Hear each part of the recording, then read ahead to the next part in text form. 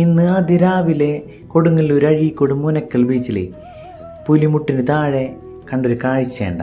വേറൊന്നുമല്ല, ഈ കല്ലുമ്മക്കായ നേടറില്ലേ, ആ കല്ലുമ്മക്കായ എടുക്കാൻ വേണ്ടി 2 പേര് കടലിൽ ഇറങ്ങിയേക്കുന്ന കാഴ്ചയുണ്ട. വളരെ റിസ്ക് പിടിച്ചൊരു കാഴ്ചയാണ്. നമുക്ക് കാണുമ്പോൾ ഭയങ്കര ക്യൂരിയോസിറ്റിയൊക്കെ തോന്നും, പക്ഷേ വളരെ റിസ്ക് പിടിച്ചൊരു പരിപാടിയാണ്. അവർ ഒരു ഗ്ലാസ് വെച്ചിട്ടുണ്ട് കണ്ണിൽ വെള്ളം പോകാണ്ടിരിക്കാൻ. പിന്നെ അതുകൂടാണ്ടേ അരയിലൊരു വല കൊണ്ടുള്ള സഞ്ചി പോലെ ഉണ്ടാക്കിയിട്ട് അടിയിൽ പോയിട്ട് ഈ കല്ലുമ്മക്കായ പറിച്ചെടുക്കുമെന്ന് പറഞ്ഞാൽ അവിടെ പിടിച്ചിരിക്കുകയുള്ളൂ, കല്ല് ഉറച്ച് പിടിച്ചിരിക്കുകയുള്ളൂ. അത് പറിച്ചെടുത്ത് ഈ സഞ്ചിയിൽ നിറക്കും. അതിന് ശേഷം വന്ന് കരയിലുള്ള സഞ്ചിയിലോ ചാക്കിലൊക്കെ നിറച്ച് വെക്കും. ഇന്ന് അവർക്ക് ഒരു 5 ചാക്കോളം കല്ലുമ്മക്കായ കിട്ടിയേട്ടാ.